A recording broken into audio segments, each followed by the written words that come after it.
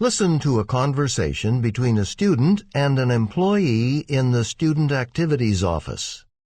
Hi, is this where I find out about school trips? Yep, sure is. How can I help you? Well, I'm looking for information about a ski trip. Oh yeah, we just scheduled one for next month. We haven't even had time to advertise it yet, so you'll be the first to sign up. Well, actually, I wanted to know about an old ski trip from about 7 years ago. My brother went on it, and he still talks about the wonderful hotel. I think it was a ski lodge that they stayed at. Oh, which one? Well, that's the thing. He can't remember. My family, we're thinking about planning a family ski vacation over winter break, and we'd like to go there, but... I wasn't working here then, and we don't keep records for older trips, but you could check with the newspaper office. They probably advertised or wrote about the trip when it happened. Okay, thanks for the idea. But did you say you have a ski trip planned? Maybe it's to the same hotel. Probably not. We'll be going to the new mountain lodge up at Snowy Mountain. It was just built last year. Maybe you should come. I think you'd really like it. The ski slopes are right outside the front door. Well, the truth is I'm not much of a skier, but the place my brother went to, they have a fireplace, an ice skating rink, a game room, basically lots of stuff for people who don't ski. Oh, well, Mountain Lodge has all that and more. There's live music, dancing. Oh, and they have a really great dining room. At least it's gotten really good reviews. The food is supposed to be excellent. So it might be worth it just to get away from our cafeteria food for a couple of days. True. And it's all inclusive. Students pay one price and then the skiing, ice skating, food, whatever, it's all included, even equipment and lessons. It sounds great. Do you have a brochure or something I can look over? Not yet. We just scheduled the trip yesterday, but, the trip planning committee is always looking for new members. They're meeting tomorrow night to discuss the details of this trip. Maybe you should come. You could give input about scheduling a ski trip that would attract non-skiers as well. Maybe suggest some alternate activities. Well, if I have the time. If enough people sign up for the trip, the lodge will give us a discount, so your input could be really valuable. Huh. Sounds like fun. Maybe I will. But for now, I think I'll head over to the newspaper office. Thanks for your help. Why does the student go to the Student Activities Office?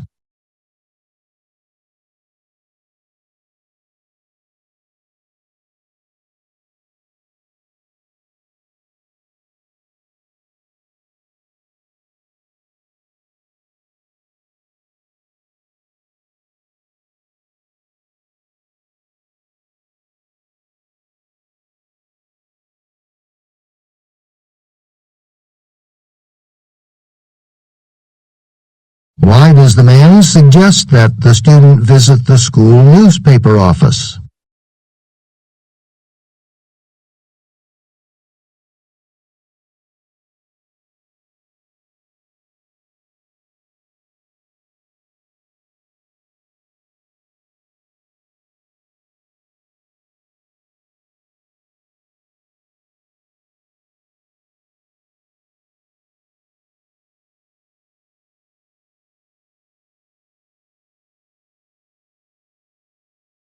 How does the man try to convince the student to go on the upcoming school ski trip?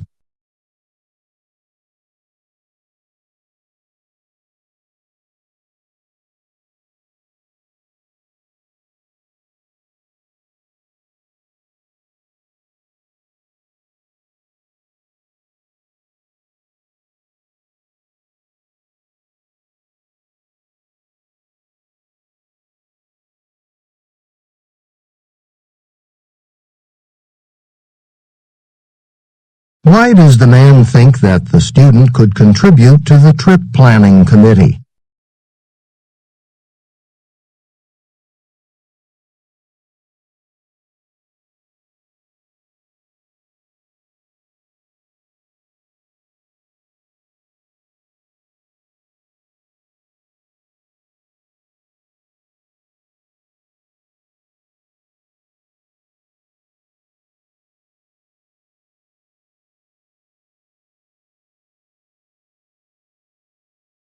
Why does the student say this? But the place my brother went to, they have a fireplace, an ice skating rink, a game room.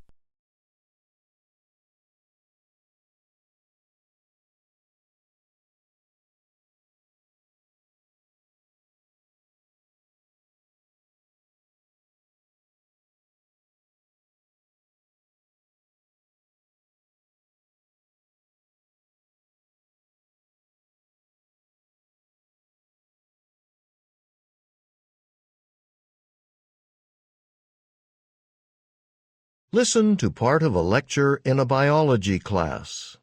I'd like to talk to you today about a principle of evolutionary biology that was first proposed in the 19th century by an American scientist named Edward Cope.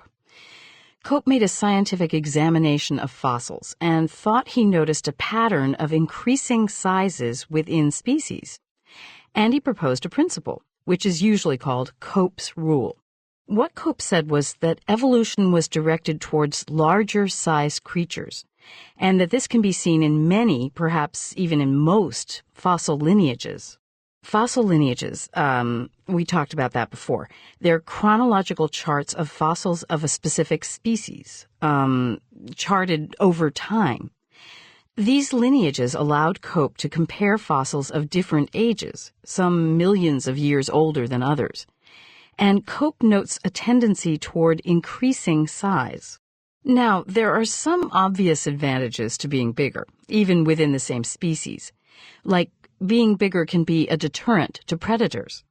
So, you're less likely to be eaten, more likely to survive if you happen to be bigger.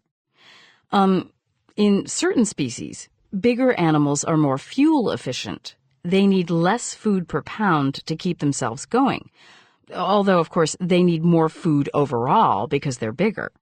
It's the same thing with marine animals. In order to maintain body heat, larger whales need less food per pound than smaller whales. Also, in most species, larger females tend to produce more eggs, increasing their chances of passing on their genes. Okay, so these are all good reasons why there might be an evolutionary advantage towards larger size. And Cope's rule was not really questioned much. It just seemed obvious that such a thing had to be true. And fossil lineages seemed to confirm it. However, in the 1970s and 80s, there was a pretty serious challenge to Cope's rule, mounted primarily by the famous scientist Stephen Jay Gould, who promoted an alternative theory, which subsequently gained widespread acceptance by biologists. Gould thought of evolution as a much more random process than many previous scientists thought. He was very much set against theories suggesting that evolution tends to drive in a certain direction, tends to direct towards certain ends. Gould felt that such theories, like Cope's rule, are influenced more by the psychology of the scientist. You know, what's on that scientist's mind, than the actual science and facts regarding the subject. People assumed that bigger had to be better, and so they tended to look at these fossils that way, the way Cope did. But you know, there's a very strong danger of ignoring the evidence that's contrary to your thesis, and often we don't even realize we're doing it. Gould was troubled because Cope did things like he compared the sizes of fossils with others that might be 10 million years older. Gould felt that it could be a misleading comparison. And also, the fossil record is not complete. There are all kinds of gaps, and you can interpret the gaps in different ways. Gould, for these reasons, he believed that Cope's rule might have been not a rule at all, just a human invention. Cope found what he needed in order to support his theory, but he didn't really prove it. And Gould suggested another rather interesting possibility. He claimed, and there's a certain amount of foundation to this, that when a natural disaster wipes out large numbers of individuals in a species, they often tend to wipe out the bigger individuals more quickly. Let's say it gets really cold and your food supply is cut off. Well, the smaller creatures, which don't need as much food as the larger creatures, smaller creatures may find it easier to survive. So what Gould suggested is that after a natural disaster, evolution, which is random, might not look random. It might look directed. Because in effect, there's nowhere to go but up when only the smallest of a species survive. Animals were going to have to get bigger after a disaster, no matter what. So that growing bigger is merely a tendency, not an evolutionary advantage. It's not evolution directing towards larger sizes. Now, there have been other challenges to Cope's rule, like, why then are there still so many small animals on Earth? Well, one reason is simple physics. You won't see an insect as large as an elephant because the insect's exoskeleton simply can't support the weight. What is the main purpose of the lecture?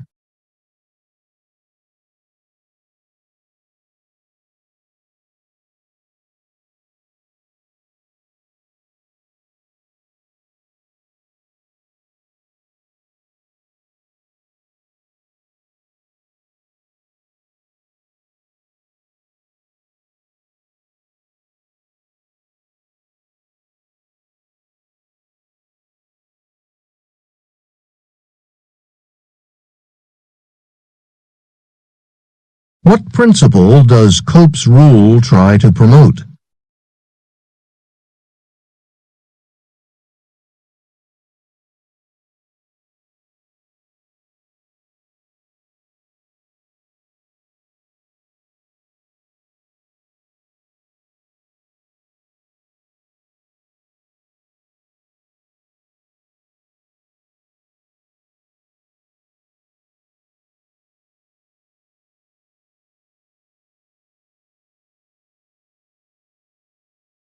Why does the professor list some advantages that larger animals have over smaller ones?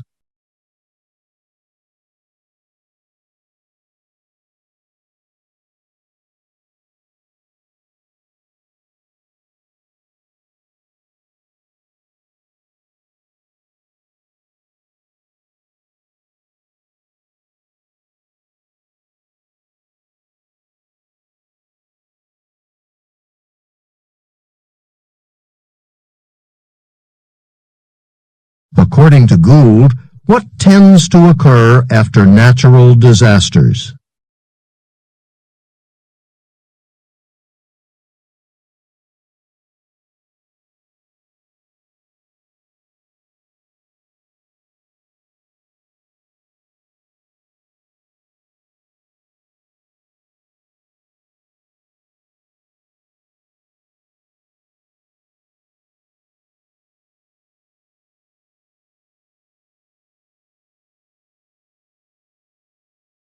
What point does the professor make when she mentions that an insect cannot be the size of an elephant?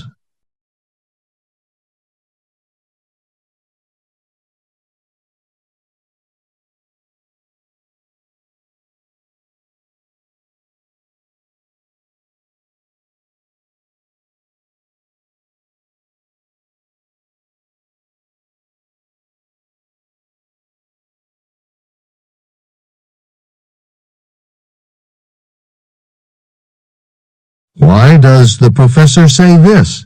But you know, there's a very strong danger of ignoring the evidence that's contrary to your thesis, and often we don't even realize we're doing it.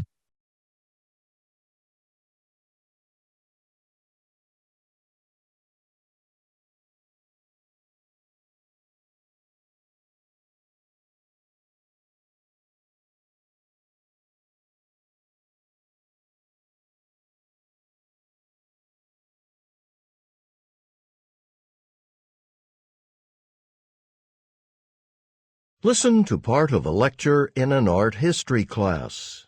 I want to return to a discussion we just started last time about how painters are able to show details in any kind of light, from near total darkness to very bright sunlight. It's easy to take this ability for granted, but if you've ever tried painting, you know this is a real challenge.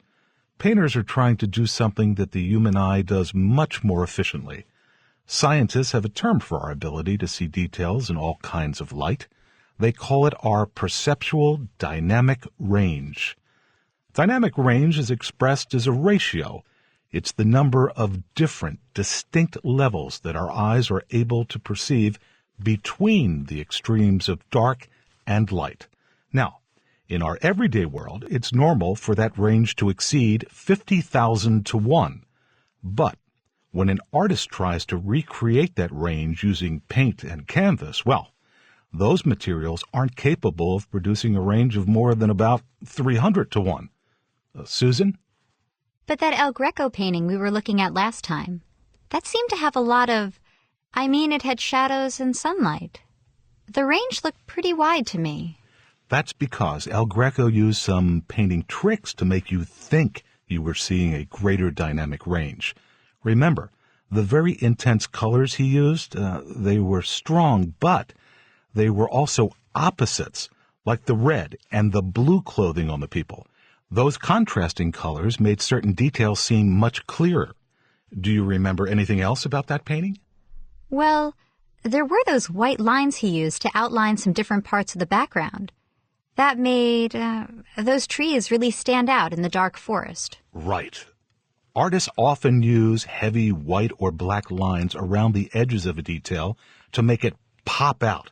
In fact, let's look, yes, David. Sorry, but I was just wondering about photography. I'm guessing that photographs can show a greater range, a greater dynamic range than paintings, right? I'm glad you asked that. I borrowed some pictures from Dr. Henson's photography class to show you. But first, to answer your question. Surprisingly, the dynamic range in a lot of traditional photography isn't much greater because of the film and paper that's used. So photographers develop techniques to make details stand out, just like painters have. Take Ansel Adams. I know you've all seen his photographs. Well, he developed a system in 1941. He called it the zone system. Imagine a scale from pure black to pure white. Adams divided that scale, the whole range of light intensities, into 10 equal zones. And this scale with its 10 zones is like a visual ruler that photographers can use to measure tonal ranges in a consistent way. And because of its consistency, Adams' system was widely adopted and used until the 1980s. Of course, how photographers used it is a little complicated. I think I'll leave that explanation for Dr. Henson's class. Does the system only work for black and white film? No.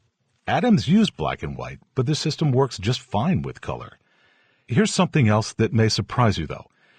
You'd think that adding color would help make details clearer in a picture, but it's just the opposite. You really lose a lot of details at both the dark and light ends of the range. Or at least that was true until HDR photography came along. HDR stands for High Dynamic Range. High means that there's a greater level of detail visible over the whole range.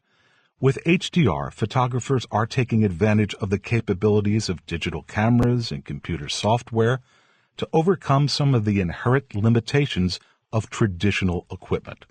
Let's take a look at one example. Here, you've got 3 pictures, all of the same scene. That first picture, up there on the left, is dark, underexposed. You can see details in the snow pretty well, and the clouds in the sky, but there's not enough light to see much of anything in the darker areas. The second picture is a medium exposure, which captures the middle tones, and the third picture is overexposed. The camera lets in so much light that you can see some details in the shadowy areas, but the snow, the sky, they're pretty much washed out. What if you combine the photos, though, used computer HDR software to blend details from all of the photos into one picture, like this? Whoa, that's really neat. Yeah, if only I could have been using that technique. To think of all the photographs I've taken that might have ended up on the wall, instead of in the trash can. What is the main purpose of the lecture?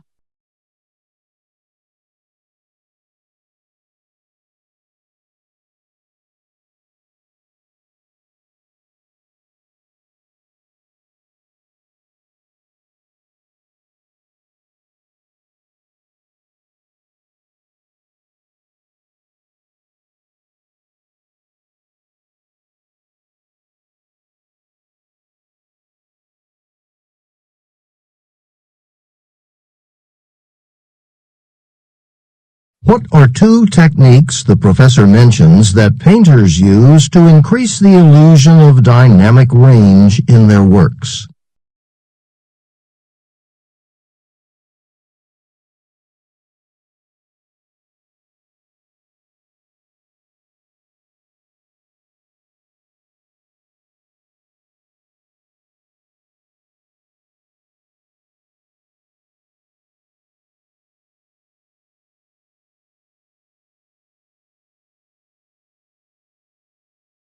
Why does the professor discuss Ansel Adams?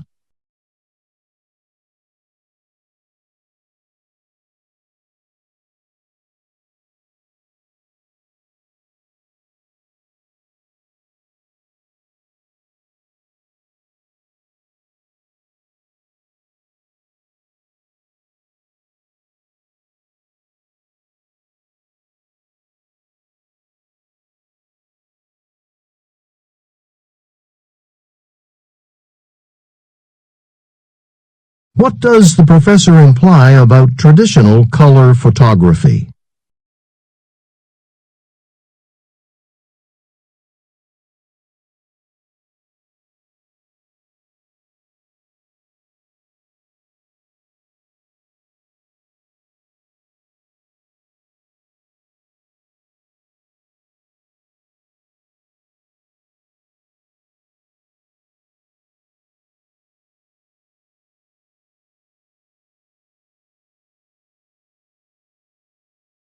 In HDR photography, what is one reason for taking several photographs of the same scene?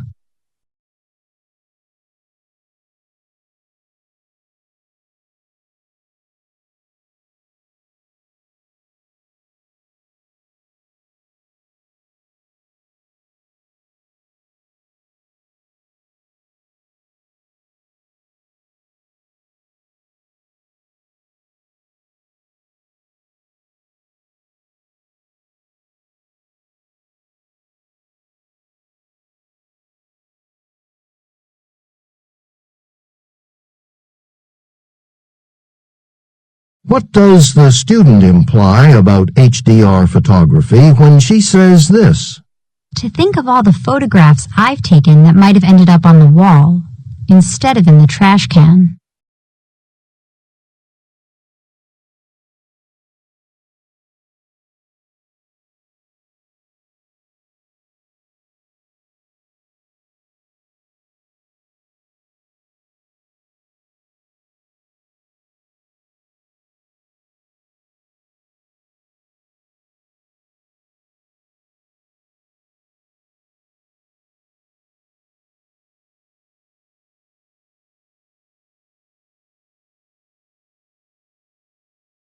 Listen to a conversation between a student and a professor. Professor, I know you're swamped with grading finals. Yeah, I am. But thanks for making the time today. No problem. So, what can I help you with? Well, actually, something's been on my mind lately, and I'm a little worried. Really? Your final paper was great. Oh, that's a relief. Actually, that's not it. The thing is, I'm not so sure about what I should do after college.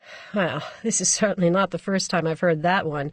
Mostly from students whose major areas of study are directed toward humanities. And I'm sure the same goes for many of my colleagues in the humanities as well. Yeah, well, I'm starting my last semester, and when I think about graduating, I get a little nervous. I mean, I've always known, kind of in the back of my mind, that it's tough to get a job right out of college with a concentration in English. I mean, now I just don't see how something like an engaging discussion of 18th century literature will let me put much on any job application. Do you have any special interests other than literature? Well, I love to write, and computers. They're not just a hobby for me. I really like learning about them. In fact, my friends say I've got a real knack for them. Okay, so what about... Have you ever considered technical writing as a career? You have to be a very effective written communicator to write about how to use computer software and hardware, and you are an excellent writer. Look, I'm not saying that you should pursue a career as a technical writer. I just want you to realize that it's not the specific subject matter you've learned that's the key here. Think about what your interests are and the skills you've picked up, like the ability to write critically and to read a text and think critically about it. Just think of your education in terms of skills and knowledge. That all makes sense. And then, of course, there's graduate school. Yeah, I've considered it. If you went on to graduate school and earned your PhD and became a professor, you'd never have to stop talking about 18th century literature. You'd even get paid for it. I don't know, though. I feel like that's what I should do, but my heart's really not in it. At least not now. That's fine. In fact, I know several graduate students who came in straight from their undergraduate studies who maybe should have thought about their choices a bit more carefully before registering. But anyway, yeah, a lot of people don't go to graduate school right after undergrad. Many need that break. It's normal. But that, of course, doesn't rule out grad school for good. But then I would suggest you think about some careers that might interest you, write some of them down, and we'll talk about it next week. See what might be a good fit, how you'd approach trying to find a job in those areas. Sounds great. Why does the man go to see the professor?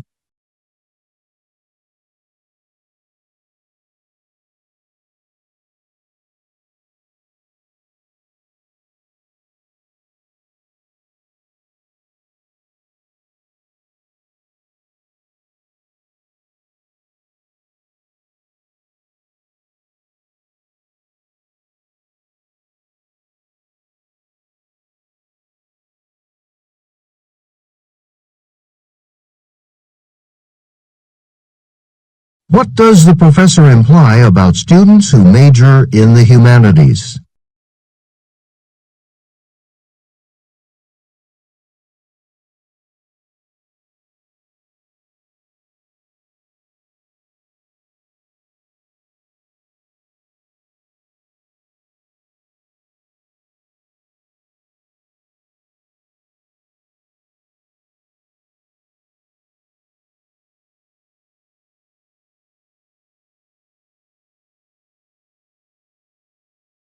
Why does the professor mention technical writing?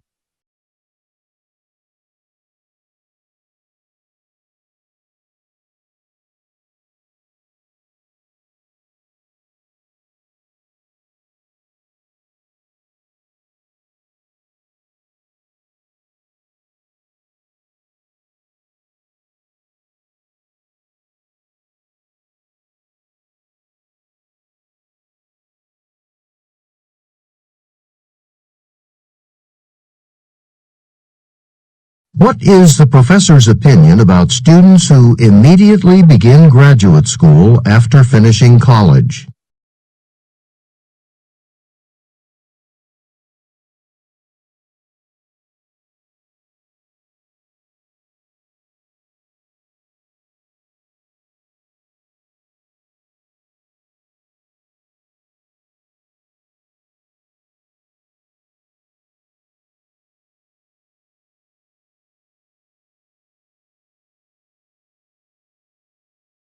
What does the professor advise the man to do next?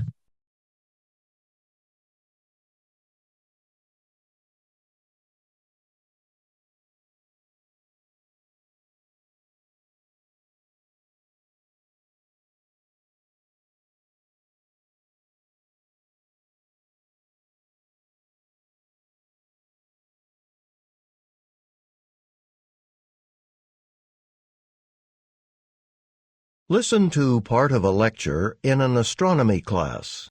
Okay, moving on. Let me ask an open question. Have any of you ever seen an aurora? Maybe you've heard it called by its other name, the Northern Lights? Carolyn. Yeah, when I was little. It's the lights in the sky, right? I was in Alaska on vacation. Okay, good. It's in the very high latitudes, places like Alaska, which is near the North Pole of Earth, or areas near the South Pole, where you'd be able to see an aurora best. So, what did you think? Oh, I don't remember that well. I think it was like just this big stripe of light in the sky. Sort of, like a big greenish band type thing. A band, huh? Sort of like this? Yeah, I think so. Okay, great. Yeah, it looks like a band or a curtain, and the greenish color is quite common. But you see other shapes and colors too, for example, arcs, or a red color. And you'd be able to see them when the sky is clear and dark. And like I said, you need to be in higher latitudes. Matt? I have to say, this is the first I've ever heard of something like this. Is it caused by, like, light pollution? Like, too much light shining up from some human source or something? Like I said, you need a dark and clear sky to experience this. And light pollution, well, why don't we take a closer look at these auroras? All right. Let's start with solar activity. and its interactions with Earth's magnetic field. See, the sun, as you know, on the sun you have constant activity, like explosions and plasma, the sun's matter just sort of seething all the time. The explosions from the sun, they blow tons of super hot, electrically charged particles out into space. These particles break off from the sun and blow away in all directions. This movement of charged particles is called solar wind. I see. So you're saying the solar wind's the cause, but then, if the solar wind is blowing from the sun every which way, how come you can only see an aurora in polar regions or near polar regions? Think of Earth as one big giant magnet. So Earth is surrounded by a magnetic field, and we know that every magnet has a north and a south pole, and things get oriented toward those poles. Earth is no exception, right? Right. Okay, keep in mind that solar wind is electrically charged, which means that it interacts with the magnetic field, as electromagnetic theory tells us. Okay, how does it interact? Earth's magnetic field deflects most of the solar wind, makes it flow around Earth without getting very close. And that's actually quite important because these high-energy particles could be dangerous for living organisms like us if they ever reached Earth's surface. Some of the charged particles derived from solar wind, however, do get closer, but those are channeled by the magnetic field toward Earth's poles or polar regions. That's where they hit the upper atmosphere and create light, the aurora. How do the particles create light? Good. Let's talk about the atmosphere. It's mostly made up of nitrogen and oxygen, right? It's thickest closer to the Earth's surface, gets thinner as you go up. That's why it's easier to breathe at lower altitudes. And we get most of our weather in the lower atmosphere, in the first 10 miles or so of it. As for the aurora, its lowest edge is about 60 miles above Earth's surface and can go up hundreds of miles from there. Okay? So you have those charged solar wind particles hitting the upper atmosphere near the poles, right? These are high-energy electrons. And what happens is these electrons collide way up in the upper atmosphere with the molecules of the gases that are there. Matt? You mean oxygen and nitrogen? Yes, the gases that make up the atmosphere. So some of the energy from the charged electrons gets transferred to oxygen and nitrogen molecules, which causes the molecules to get into an excited state, which is a technical term for molecules with extra energy. But these molecules hold on to that energy just briefly and then let it go. And the energy they let go comes out as light. So when this happens to a lot of molecules at once, they can produce enough light that it's visible to people. What is the purpose of the lecture?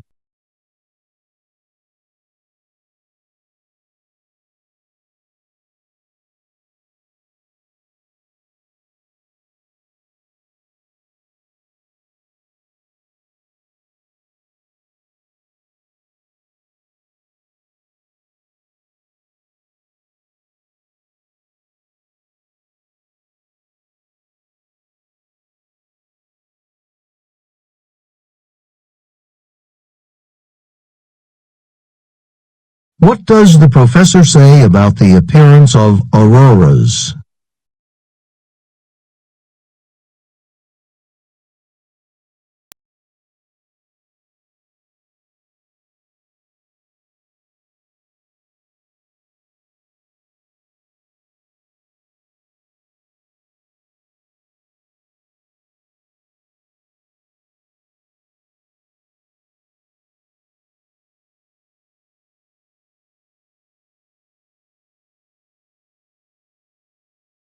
The professor describes how auroras form. Summarize the process by putting the steps in the correct order.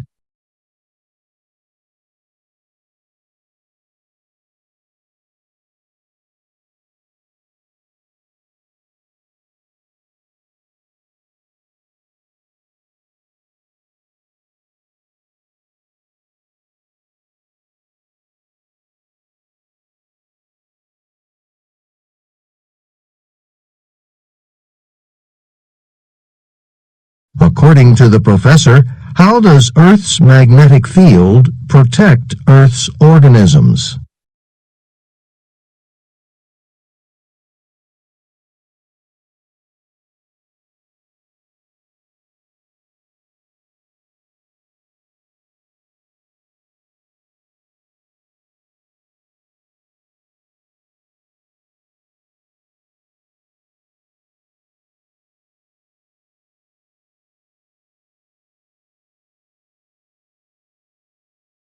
What does the professor imply about the relation between auroras and weather?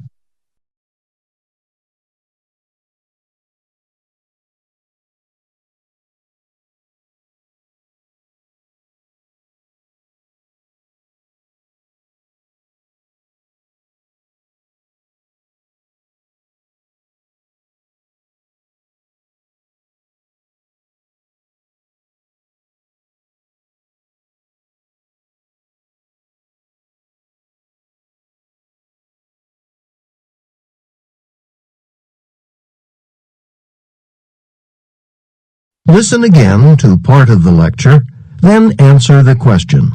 Is it caused by, light pollution? Like, too much light shining up from some human source or something? Like I said, you need a dark and clear sky to experience this, and light pollution... Well, why don't we take a closer look at these auroras? Why does the professor say this? And light pollution... Well, why don't we take a closer look at these auroras?